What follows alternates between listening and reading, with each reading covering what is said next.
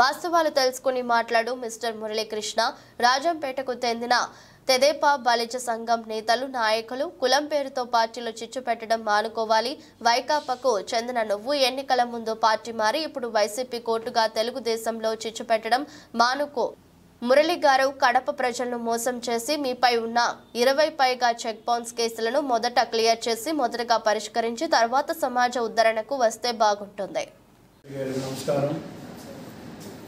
ఈరోజు చంద్రశెట్టి మురళి గారు చేసిన ప్రకటనలకు మేము ఖండిస్తున్నాం. అయ్యా, నువ్వు 2019 నుంచి 2024 వరకు ఏ పార్టీలో ఉన్నావు? ఎప్పుడు ఈ పార్టీలోకి వచ్చినావు? నువ్వు ఇక్కడ కులాల మధ్య చిచ్చు పెట్టడం మానుకో. మేము కూడా బలిజ కులస్తులమే. ఇక్కడ ఎవరే కానీ బలిజ కులస్తుల మీద చిచ్చు పెట్టే ఎవరు లేరు. నువ్వు అనవసరంగా చిచ్చు పెట్టి పార్టీని వైఎస్ఆర్సీపీ నుంచి తెలుగుదేశం పార్టీలోకి వచ్చి ఇక్కడ కులాల రాజకీయము, కులాల్లో చిచ్చు పెట్టడము తెలుగుదేశం పార్టీలో జరగదు ఎవరు. ఇక్కడ ఉమ్మడి ప్రభుత్వం ఇది. బీజేపీ, జనసేన, తెలుగుదేశం 3 కలిసి ఉమ్మడి ప్రభుత్వం ఏర్పాటు చేశారు. ఏ నిర్ణయం తీసుకున్నా అధిష్టానం నిర్ణయం తీసుకుంటుంది. అధిష్టానమే దానికి కట్టుబడి ఉంటుంది తప్ప ఇక్కడ మా అధ్యక్షుడు కానీ ఇంకొకరు కానీ ఎవరు కట్టుబడి లేరు. అదంతా అధిష్టానికే జరుగుతుంది.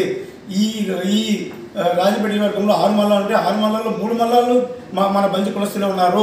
దాన్ని తెలుసుకొని ముందు నువ్వు మాట్లాడు. ఇది పద్ధతి కాదు. ఇది గుర్తుపెట్టుకో. నువ్వు ఒకసారి కులాలు చిచ్చు పెట్టాలని అనుకుంటే కన్నా కబర్దాన్ని అంత చూస్తాం.